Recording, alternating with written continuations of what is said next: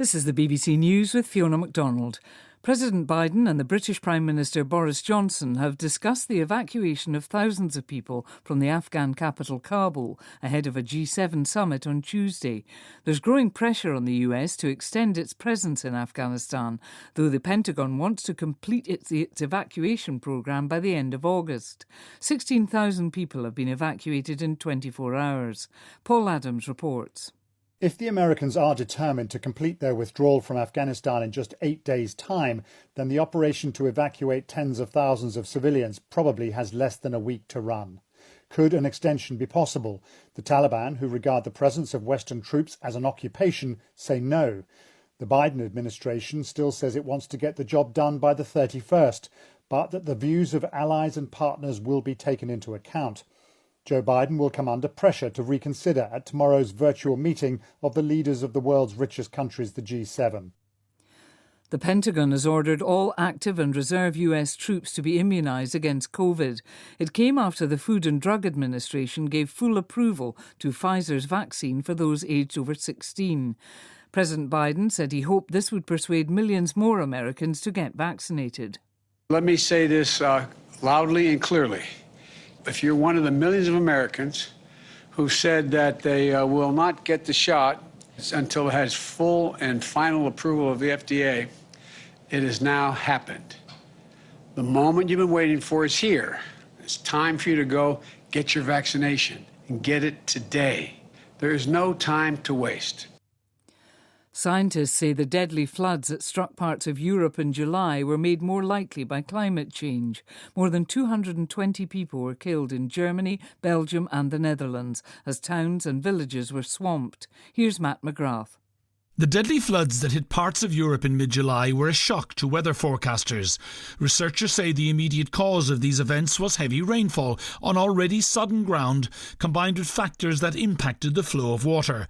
To ascertain the influence of climate change, they looked at a much broader region than the areas that saw the worst of the flooding.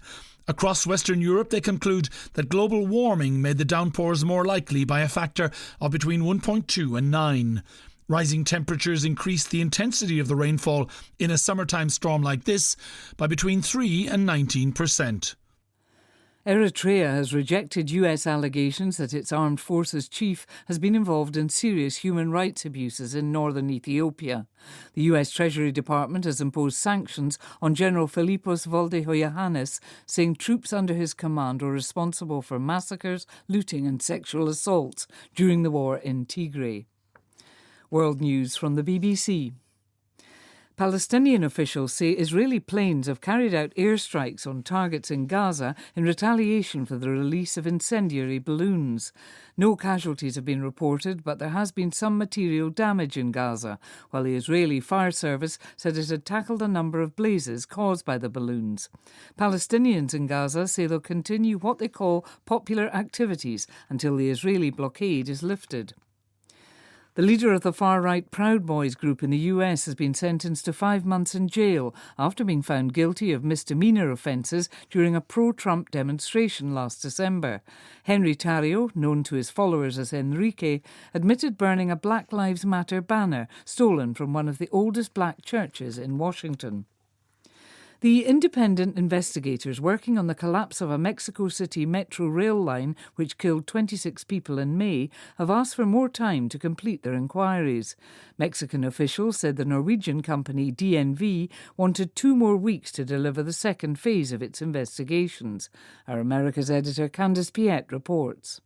An overpass on Line 12 of Mexico's metro system collapsed as a train was travelling over it, sending up clouds of debris and sparks. 2 carriages were left hanging off the ruins. A preliminary report said a structural fault had caused the accident. Part of the overpass had been repaired in 2014 and cracks had been reported by residents after an earthquake 3 years later.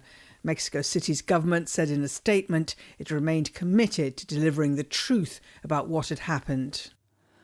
Personal items belonging to Al Capone, one of the most notorious gangsters in American history, will be sold at auction in California in October. Among the items are the mobster's favoured automatic pistol, vintage photographs and the bed he shared with his wife at their luxury mansion. BBC News.